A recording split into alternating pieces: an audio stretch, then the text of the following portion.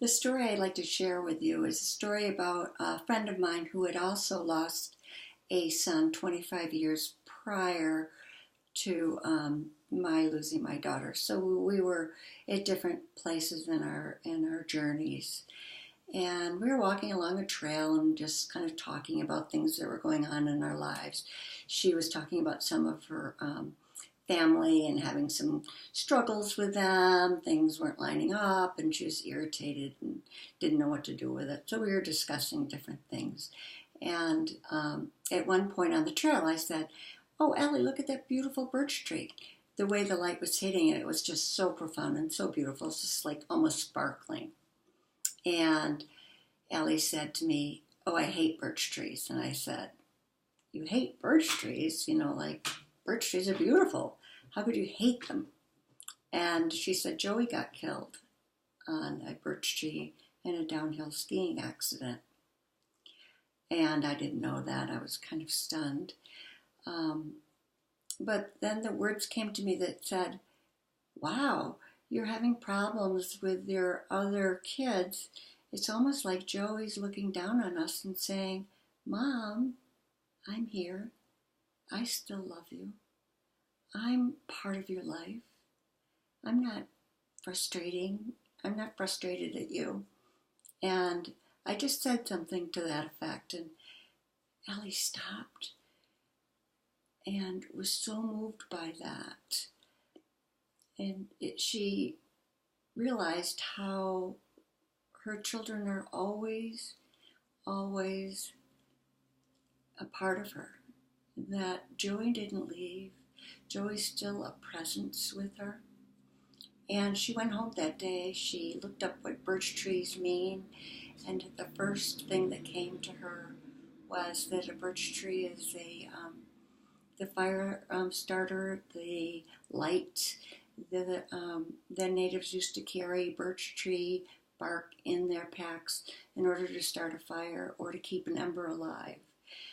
And that was quite moving for me. And the point of that story I wanted to share with you was that nature is always giving us messages and information. And sometimes it's so subtle and so seemingly insignificant, but it can be so profound and life-changing. And from that day, my friend Ellie, who had lost her son 25 years ago, thinks about how Joey is part of her life right now. And there's nothing that's separating her from communicating with him, connecting with him on whatever level that seems right for her. And to me, that's what nature is doing for us, that when we spend time to be quiet and find that still small voice, almost like a meditation, we open up.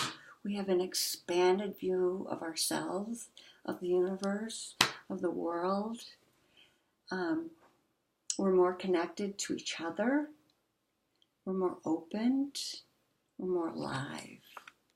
We're ready to embrace life. We're ready to dance. So that story is really important to me because it made me also think, what am I closing down? What parts of me have I shut off? Part of the reason that I would love to do the flow group is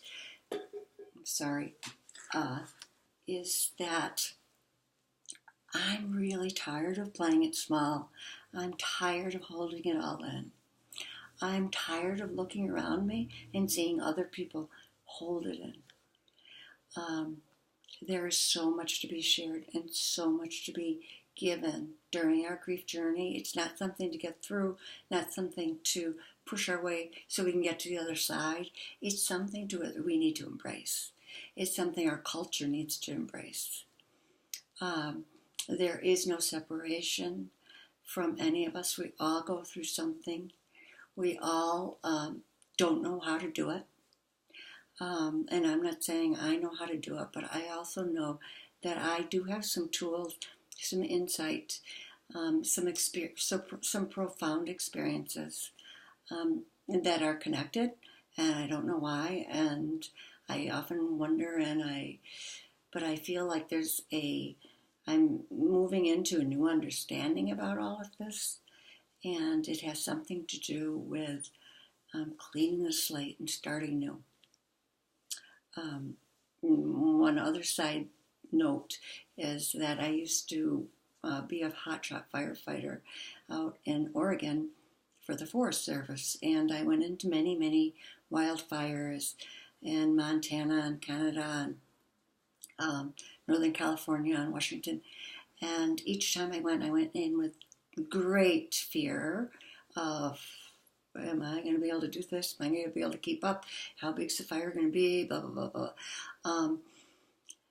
And I sat on the sidelines and I watched fire rip up over mountainside after mountainside and destroy a forest.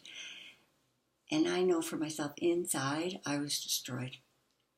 I was completely destroyed. But somehow I made it through that fire, and there has been incredible rebirth and growth and dynamic situations that have changed my life. And by opening up and sharing my story and going through that fire of being afraid to play it bigger, I can help people. I know I can. I have a passion for this, and I know how to connect people to nature. I know how to see that spark when it goes off, like, just wonder and awe. And I want everyone to feel that wonder and awe, because it's so beautiful and it's so holding and it's so embracing, and there's nothing better. And we all get it on a really deep, intuitive way. They call it biophilia. We are connected on such a deep level.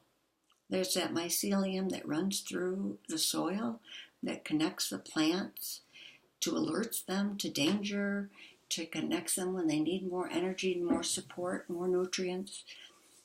Well, we're just like that. We all have that inner connection. And I want to help people find that connection.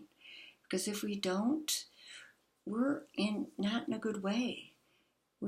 Have children going into buildings and shooting everyone in sight. I want to be able to help those people that have gone through that kind of grief and rebirth and renew and restore and revitalize who they are and not push it down, to hold it, to have it part of them, to know that life is an eternal being, that we are all connected to love, basically.